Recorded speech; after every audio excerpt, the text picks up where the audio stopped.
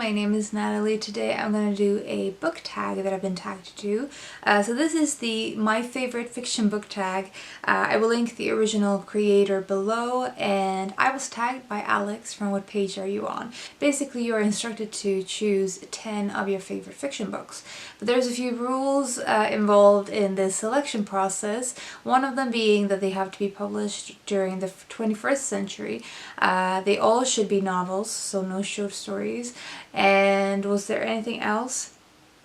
I think they should also connect with, or at least one of the books on the list should connect with a book on someone else's top list. I will just say right off the bat that this is my favorite fiction books from the 21st century. They are not my favorite fiction books overall, because one of the things that I realized as soon as I started looking up books for this is that most of my favorite books are either nonfiction or classics. It tells me something about my reading taste that I hadn't really thought about before.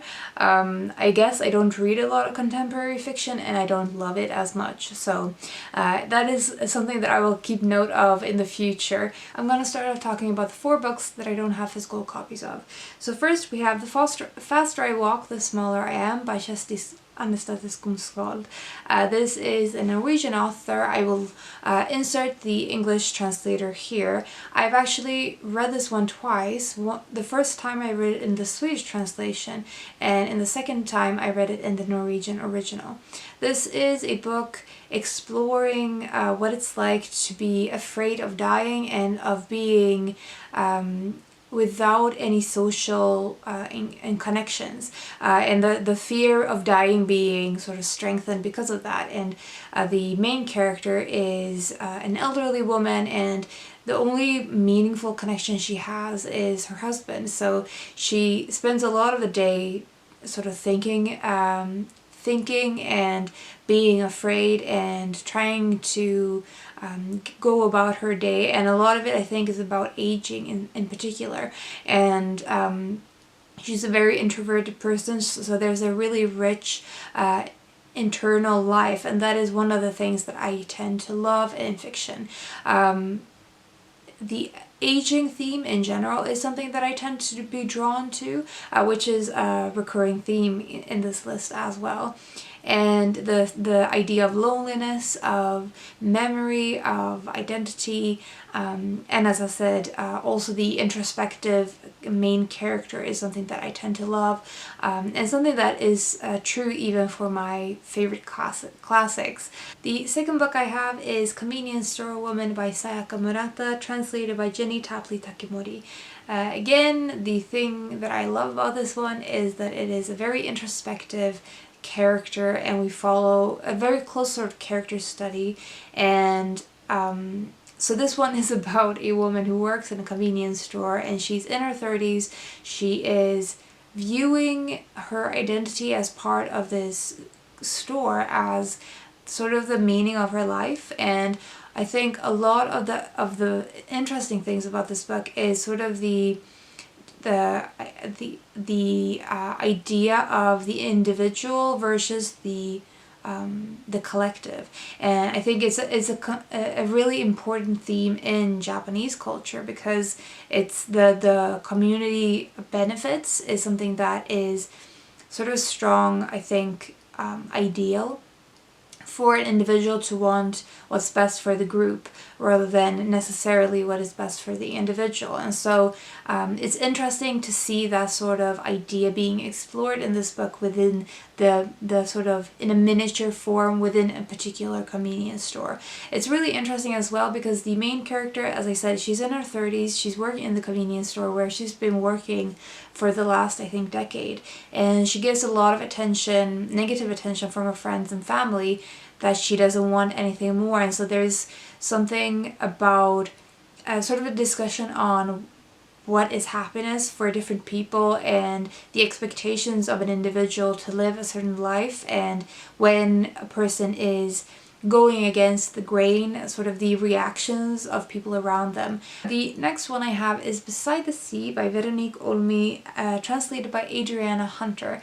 Now this one is about a mother who is leaving her home with her 2 young sons after her marriage has broken, marriage has fallen apart, and she seems to be in a very unstable emotional state. And so this book is sort of a crisis point to do with her crisis point in her mental health, and she's sort of having a breakdown, and you just see her spiraling. And because of that, this book is very much, again, a character study. You can see a theme here, close character study, and especially relating to mental illness and motherhood. 2 themes, again, that I love to explore in both fiction and nonfiction. And I think the combination of motherhood and mental health is really interesting because it's something that is so often overlooked in ideas of motherhood and mothering. How that works when mental health is not great. As with this particular book, it's haunting, it's claustrophobic, it's very tense, and the ending of this has stuck with me. There's one other book that has stuck with me as much as this ending has, and that is the book by, what's his name? It's a Latin American author, How I Became a Nun. I can't remember the author's name, but that one as well. The ending of both books just haunts me still, even though it's been a while since I read them. The next one I have is The Door by Magda Szabo and translated by Len Rix. This is where I'm sort of cheating because the original The Door didn't come out in the 21st century, but the English translation did. I'm not even sure about the other ones, to be honest, so that is how I've interpreted this 21st century thing anyway. This one is, again, touching on aging and touching on female friendship and companionship and sort of the relationship between women in general. And that's, again, something that I love to read in fiction. So this one is about a woman who is a housekeeper, and she's sort of renowned in the village where she lives. She helps out with various things in the village, and she sort of becomes the central figure that everyone turns to for help and whatnot. And she starts working for a couple as a housekeeper, but she's still sort of running things and deciding on things. She definitely has authority over the couple that employs her. And the woman in the couple, the wife of the couple, sort of befriends the housekeeper Emerenze. A lot of this book is then following their relationship and sort of on the one hand, the respect and tenderness between them, on the other, the wish to control the other, and sometimes even with good intentions, but it sort of has negative consequences. As I said previously, this one does also touch on aging, because Emerenze is elderly. There's the sort of the exploration of aging in connection with agency and the right to make your own choices about your own life and your lifestyle, and other people, even if they think they know better, not having the right to decide over your life. Now on to my physical books. So we have The Lightkeepers by Abby Geni. This one I wouldn't necessarily have put in my favorite fiction books. In terms of the reasoning behind my favorite fiction books, most of the time I chose them based on the writing quality and the characters. But with this one in particular, I would say that I chose it more based on the reading experience and the setting. So this one is about a team of scientists on an island, the Farallon Islands, that they are studying various animals around the island. And there's a woman who is a nature photographer. She joins the team and she changes the entire dynamics within the team. So something happens, and that is sort of the catalyst for this story, and a sort of a mystery the mystery that we follow in this book. But what I loved especially about this book is that the Farallon Islands is almost a character in and of itself. It is so haunting. It's a stormy location. It's an island that's surrounded by water, and that causes various issues, especially in stormy weather. It causes the isolation, and you can definitely feel the isolation in this book. The fact that none of the characters can escape the situation, especially when the tension is heightening. The fact that there's no escape is just so captivating, and it's fun to read. It's thrilling, and just so visceral, I think, especially with the setting, and the setting being so much so wild in terms of nature, and that is something that I absolutely loved.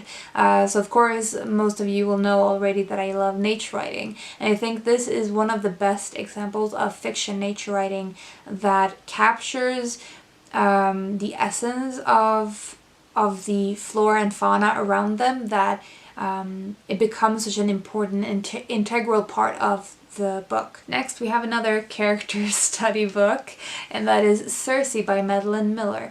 So I think, so first of all, this is a Greek mythology retelling thing about Circe, who was, or who is, the daughter of the sun god Helios. She was pretty much ostracized by her entire family. First she was sort of overlooked, and when they found out that she had magical powers and started to become powerful in herself, they put her away on an island in exile.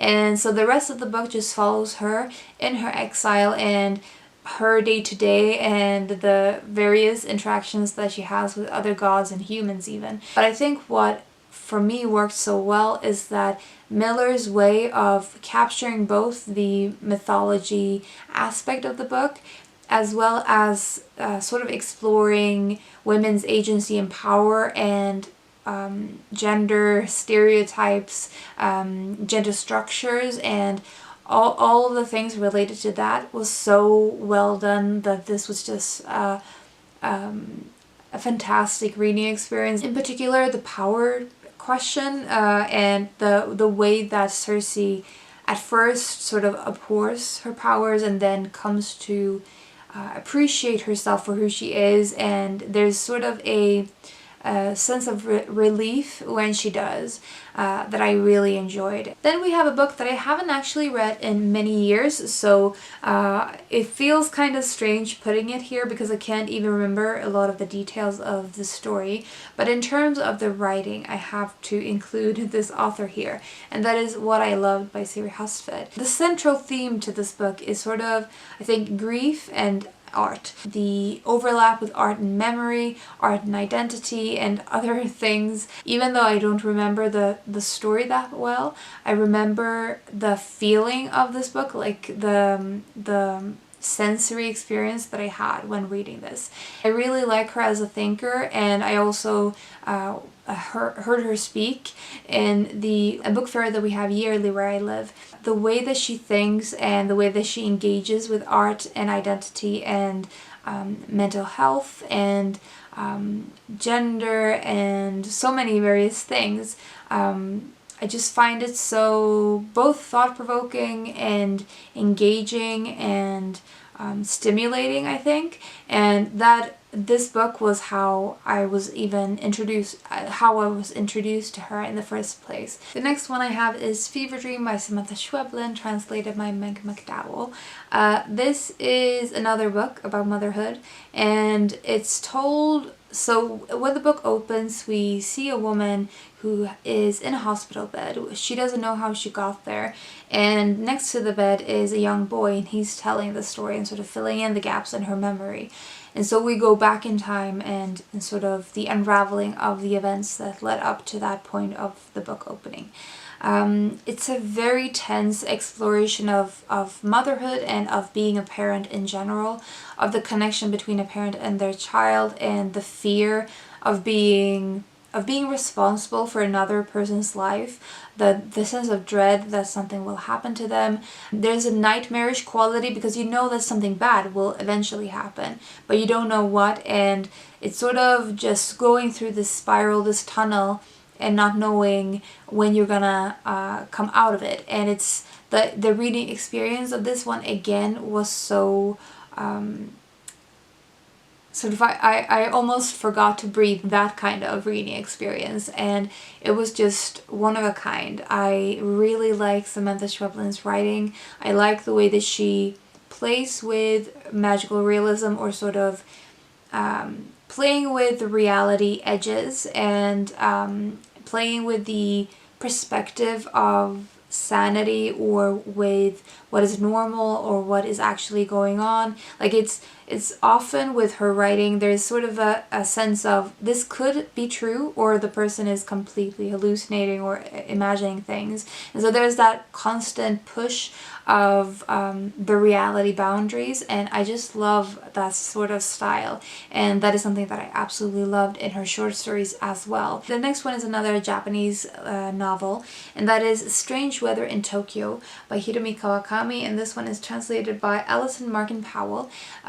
This one is about a woman who sort of meets her sensei for the first time in many years. So he's an older man, he's been her teacher a long time ago. The relationship between them is something sort of friendship, sort of romantic. It's a bit ambiguous as to exactly what their relationship is. We just basically follow this woman and her reconnection with this man, and I particularly remember when they go out to the woods to pick mushrooms. This is a very quiet novel, not a lot of things happen, it's just sort of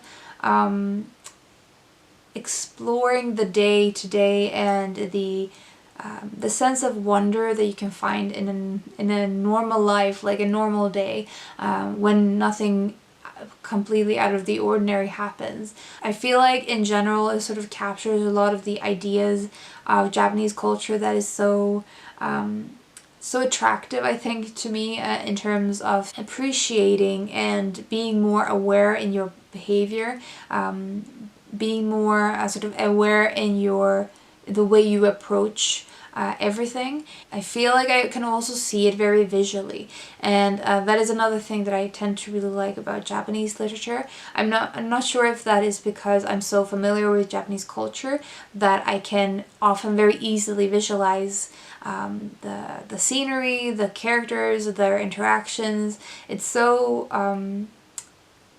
comfortable for me, and I'm not sure, as I said, if it's just that I have this knowledge or if it's the way that they are written.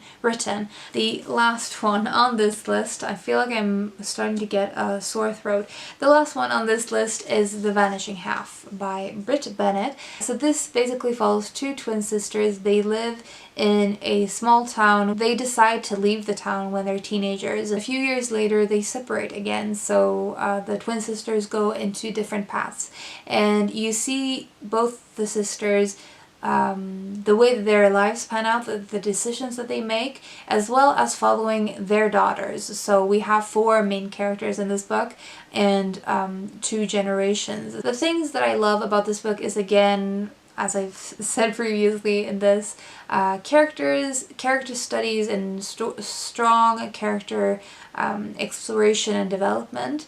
I love seeing motherhood being explored, as I mentioned before, as well as family and family dynamics, family legacy and heritage, especially heritage of pain or of trouble. Like, for example, in this one, the twin sisters have seen something related to their father when they're young children, and it seems like it haunts them in quite different ways for the rest of their lives. And it's just really interesting to see that sort of the way that with new generations, the kind of things that is inherited, both good and bad. There's a lot of really good dialogue in this, again, something that I tend to appreciate. Characters that you care about, that you engage with, even if you can't appreciate their choices, you can still sort of understand where they're coming from, even if they're not necessarily always making the best of choices for them or for others included.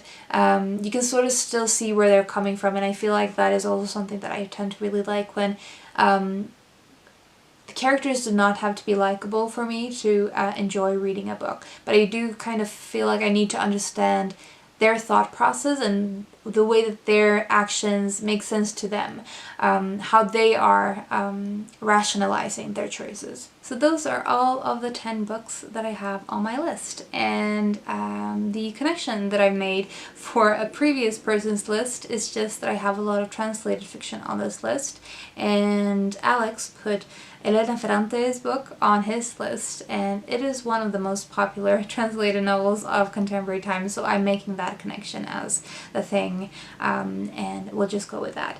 So the last thing I have to do is to tag people. I tag Sarah from Hardcover Hearts, Michael from Knowledge Lost, Bert and Sean from Storytime, and Didi from Brown Girl Reading. If any of you would like to do this tag, I would love to see it. I think I will probably just use your lists as inspiration of where to go next in terms of fiction reading. So that was all I wanted to say. I hope you're doing well and you're taking care of yourselves. I will talk to you soon. Bye.